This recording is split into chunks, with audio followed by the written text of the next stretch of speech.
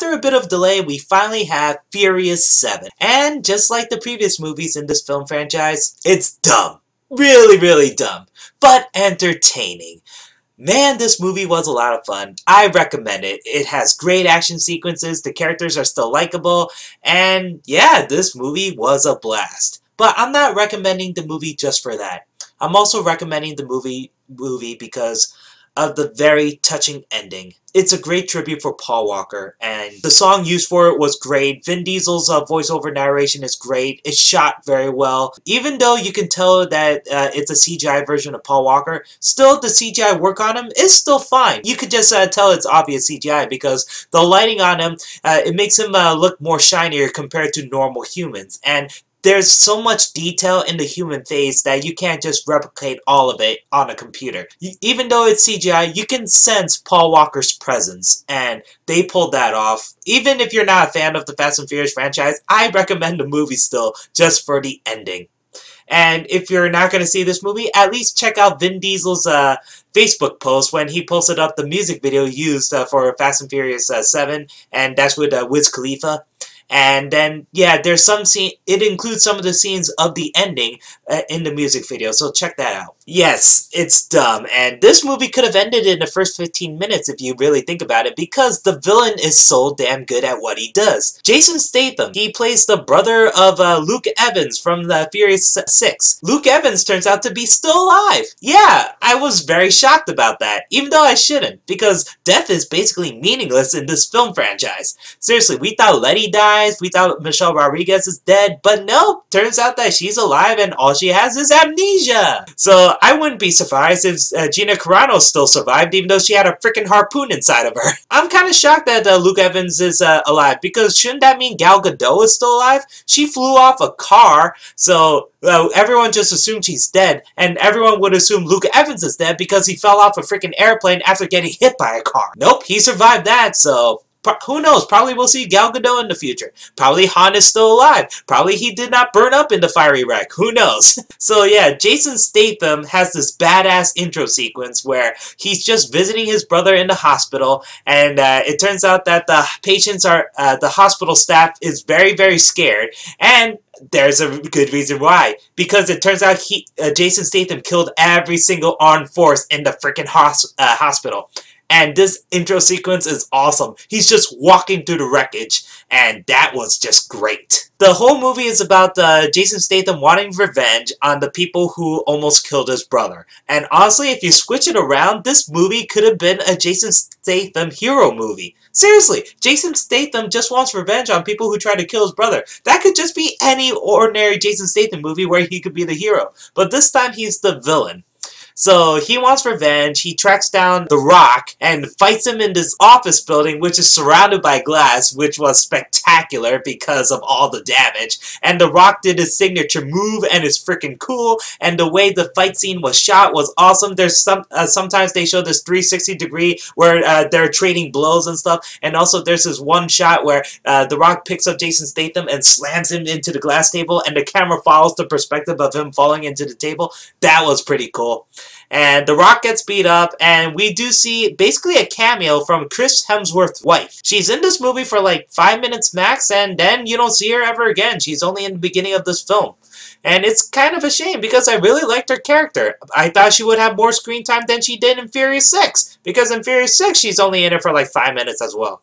But nope, she's only in this movie for just 5 minutes, then she's gone. Vin Diesel wants revenge because Jason Statham kills Han and also tried to blow up Vin Diesel and his family. But here's the thing that confused the heck out of me. If Jason Statham did not call Vin Diesel and he just triggered the bomb, there was a huge chance that Vin Diesel could have died. Seriously, if he did not call. And how convenient timing was it that the fact that Jason Statham just killed Han and he's just on the phone telling Vin Diesel about, you don't know me, but soon you will, and then triggered the bomb. Seriously, what were the odds of that happening? That is such convenient timing. And also, I wonder how that bomb worked. Was it like timed? Or Jason Statham clicked something on the cell phone or something? What? They don't explain. Just the bomb explodes. Vin Diesel wants revenge, so he finds Jason Statham in Los Angeles. Then it turns out Kurt Russell intervenes, and he plays Mr. Nobody. He's basically the Nick Fury of the Fast and Furious film franchise. And he was a lot of fun. And yes, he does have an action sequence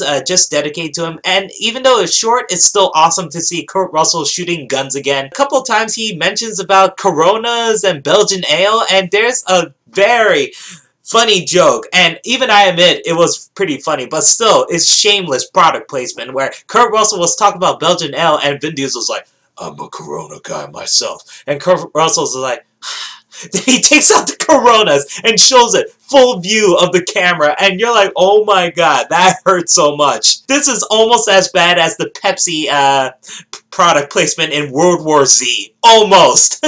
And Kurt Russell, basically his character wants this invention called the God's Eye, which is created by this hacker who turns out to be the girl from Game of Thrones. And she's hot. She is. She's very attractive. She doesn't really say that much or do that much in this movie. She's just a hacker, and every time she's just punching away at the keyboard, I was like, oh yeah, that's just ordinary just hacking skills. Just type whatever on the keyboard. You can never tell what they're trying to type. It's just fast fingers, fast fingers, fast fingers. So I'm kind of bored of that cliche, but at the same time, it's a girl hacker, and she's incredibly hot. So Kurt Russell wants Vin Diesel to find out where this God's Eye is, and then if Vin Diesel finds the God's Eye, then Kurt Russell gives him permission to use it. So basically, the God's Eye is like Eagle Eye from the movie Eagle Eye, or that invention from Captain America Winter Soldier, where this thing basically takes surveillance footage from every single camera throughout the entire world, and also cameras from cell phones, and use the Wi-Fi there. So they could hack into these cellular devices and try to find where this person is hiding, so they could find any target and find them very quickly. So Kurt Russell mentions like Osama bin Laden.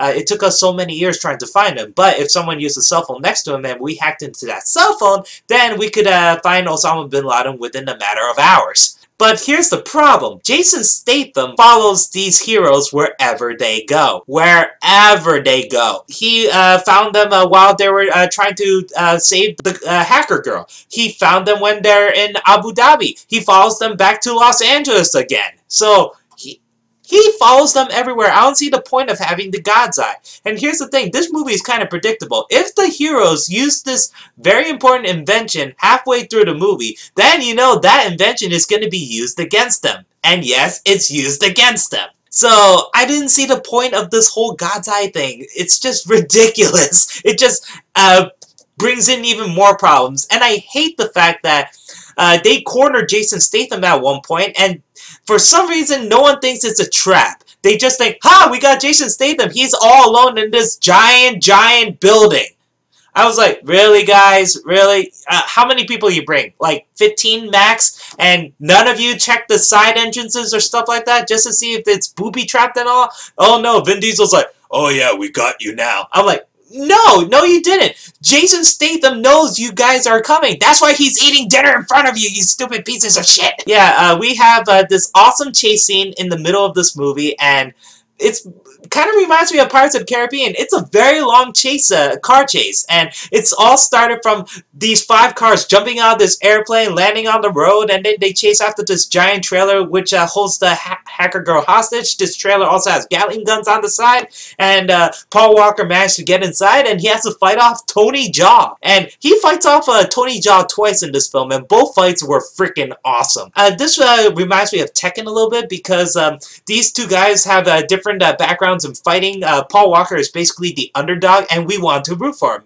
because Tony Jaa is Tony Jaa. He's freaking badass. So they are fighting each other and they're defending each other, and it was pretty damn awesome. And also when the trailer flips on the side and they're still fighting and they're trying to evade and they're trying to escape, that was pretty cool. And yeah, and then Jason Statham joins in, and then the car chase keeps getting longer and longer and longer. They go through the woods, they almost fall off cliffs and stuff. Man, this car chase was freaking awesome. The finale of it is basically the lone survivor of car crashes. If you've seen Lone Survivor, remember the part where all the army guys jumped off the cliff and then they rolled down the hill and they hit every single thing, like even rocks, pebbles, trees, and you hear bone crunching and stuff like that? Yeah, imagine that happening to a car. And then after that, they go to this Mission Impossible Ghost Protocol inspired heist. Well, I wouldn't say inspired. It's basically rips off of Mission Impossible Ghost Protocol. Seriously, they're in Abu Dhabi. Sure, the tower is not the Burj Khalifa, but it looks very similar. And also, there's some building jumping as well. Instead of Tom Cruise, we have a car doing some building jumps. During this heist, we also have this awesome fight scene between Michelle Rodriguez and Ronda Rousey. And it's a shame because Ronda Rousey was good in this film. Sure, her line delivery is terrible. Sure, she's not a good actress. But then again, this is her second film. As long as she could kick ass, I'm okay with that. And she kicked a lot of ass. Actually, I liked her more here than I did in Expendables 3. I guess it's because she only has 3 lines. Sure, she screwed that up, but still, I don't blame her. I was disappointed when the fight ended because I thought that Ronda Rousey was going to fight Michelle Rodriguez one more time, just like Gina Carano did with Michelle Rodriguez in The Furious 6. They fought twice. Yeah, she's done. She's only in it for like 5 minutes.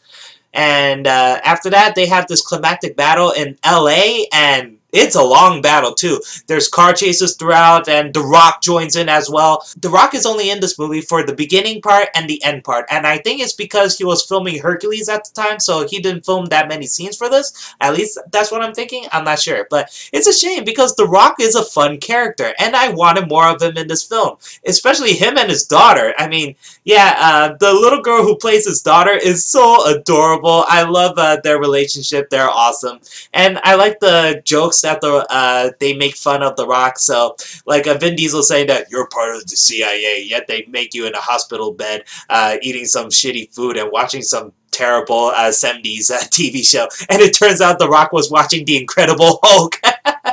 And later on, during the climactic battle, The Rock was watching some news footage, and it turns out a building got exploded, and then The Rock just assumes it's Toretto. He's like, Toretto! So he busts out of his cast and then takes some medicine and then preps up, suits up. Seriously, The Rock was a lot of fun. I wanted more of him. And some of these action sequences are ripped out of other action movies. Seriously, there's the Mission Impossible Ghost Protocol heist, and there's the Live Free or Die Hard car jumping into a helicopter destroying it scene. Seriously, this movie rips that off too. Still, it's fun, but I gotta admit, what's with all the ripping off, man? And The Rock destroys a Predator drone, so he uses its Gatling gun to shoot down a helicopter? That was freaking... Seriously, this movie was insane. Who else is in it? Yeah, Djimon Hounsou. He basically plays the secondary villain. And it's a shame because he's good in this film. I just wanted more scenes of him. And he can be a great villain, but I don't know what's up with movies recently just giving him very low screen presence. Seriously, he's not in it for that long in every single movie I've seen him in recently. I mean, he's from Blood Diamond, man! So yeah, he was good in this film, and he does use the Gatling gun at one point from the helicopter in the climactic battle. And in this climactic battle, we have Vin Diesel fighting off Jason Statham, and this was like a 20-minute long fight because so much shit is happening. Because we have this car chase with the Predator drone, and we have Paul Walker fighting against Tony Jaa in this building, and then they were sliding down the stairs at one point on a freaking door, and Tony Jaa was doing some awesome parkour shit. Seriously, it reminds me of the fight scene from the parkour guy and Daniel Craig from Casino Royale. So this fight was pretty cool. And then we have Vin Diesel fighting off Jason Statham, and he keeps cutting back and forth between them. And then after all the other shit has finished, then we still have Jason Statham fighting off Vin Diesel still. I didn't even... People laughed when it turns out Falcon was still fighting Crossbones while Captain America was doing his own shit in Winter Soldier. So it reminds me of that. I'm like, these guys are still fighting? Jesus Christ. There were a couple of negative points of the movie, though. And not just because it's stupid. Michelle Rodriguez amnesia thing, the Letty amnesia. I did not give a shit. I did not give a shit about Letty and Dom's romance. Seriously, even though I like these characters, I like Letty, I like Toretto, but I just don't give a damn about their romance. Seriously, it's so bland. I just don't care. I wanted to just move on. And this whole amnesia thing just went on far too long. And it resolves itself at the end, which was kind of surprising because I thought they're just going to continue with that, but I was just glad that they finished off with it. But still, it was annoying, and yeah, there were 2 scenes dedicated to just the amnesia thing, and yeah, there's a scene in the beginning where Letty was racing off against this Asian guy, and it turns out Dom is a car whisperer or a car psychic or something, so he knows that the Asian guy's car is going to blow up after 19,000 RPM or something like that. I don't know how he knows. Even Michelle Rodriguez was confused. So after she wins the race, it turns out that Iggy Azalea is in the movie for 10 seconds, and she just comes out to congratulate her, then leaves. I didn't see the point of her cameo. I mean, even though the cameo from Rita Ora in Furious 6 was unnecessary, but still, at least she did something. Iggy Azalea just congratulates her? What? Ugh. T-Pain is in this, and he does something at least. He plays music, so I prefer that cameo over Iggy Azalea. And then Michelle Rodriguez goes to her grave because people thought she died, and she's upset about that. She wants to leave Dom, and Dom was about to break Tombstone, but Michelle Rodriguez is like, no, that Letty died. I'm just a new Letty, and I have to leave now. Goodbye. And then it turns out that she shows up later anyway, and Kurt Russell found her, and she tells Dom, I was looking for you, Dom. I was like, what? Why'd you leave in the first place then if you're going to look for him anyway? Jesus Christ, I didn't get this whole shit with the amnesia. And here's the thing, and to me, story-wise, it was unnecessary. You didn't need these scenes. But I did not know this until I checked out IMDb, and turns out that that graveyard scene was reshot. And it turns out that the place they use is actually the resting place of Paul Walker. And I have to say, that is a good tribute to Paul Walker. But I'm still conflicted about that because story-wise, it was unnecessary. You did not need that. Oh, speaking about story-wise, finally, the timelines of Tokyo Drift and Furious 7 are combined. Now it just keeps going forward. Because that's the thing I was so confused about, because Fast and Furious 3, Tokyo Drift, is like, happened after Fast 4, Fast 5, and Fast 6. So now Fast and Furious 7 and Tokyo Drift are on the same timeline. And we have Lucas Black again. And yes, he reprised his role, and it's nice to see him again. It's a shame that he's only in it for like 3 minutes, and that's it. I thought that, okay, this guy knows how to drift, so probably Vin Diesel can use him. But then I realized Lucas Black is supposed to be a teenager. Seriously, a teenager. I just remembered that now. He was a teenager in Tokyo Drift. Now the events finally collided, and it turns out, yeah, Lucas Black is supposed to be a teenager. He still looks great, though. I still don't buy that he's a teenager. I didn't even buy that he was a teenager in Tokyo Drift. But, yeah, he looked like he didn't even age at all, so that was impressive. And I'm not sure if that was the final scene that was used for Tokyo Drift, but Little Bow Wow is also back. I'm thinking it's the same scene from Tokyo Drift, or if they reshot it, then dang, I could not tell. It looks almost identical. So, good job, movie. So, that's how I feel about Fast and the Furious 7, or Furious 7, or Fast 7, whatever it likes to be called now. It was a fun movie, and I do recommend the movie for Paul Walker. Yeah, he's such a good actor. Well, even though I wasn't a big fan of him, still, I have to admit that his acting has evolved with every single movie. And I still want to recommend this movie. It's called Hours. It's about him being a father, and he just got a baby, and his wife passed away, and it's happening during Hurricane Katrina or Hurricane Sandy. So, the incubator, Paul Walker has to stand by it for like 72 hours, otherwise the baby would die. So, his acting in it was very, very gripping. I really loved him in that film. I recommend it. So, but I do recommend this movie because his scenes are great. Every time he plays like a father figure, it's just great. I like the fact that he interacts with his family, he interacts with Jordana Brewster, and he interacts with Vin Diesel. It's just real and authentic, and he's just great. It's sad that he's gone. So that's how I feel about Furious 7. Write down in the comments below if you've seen the movie. Did you like it? Did you hate it? Let me know. Guys, if you like this video, please click the like button. If you'd like to subscribe, there's an annotation here for subscribing. So until next time, guys, see you later, and thank you for watching.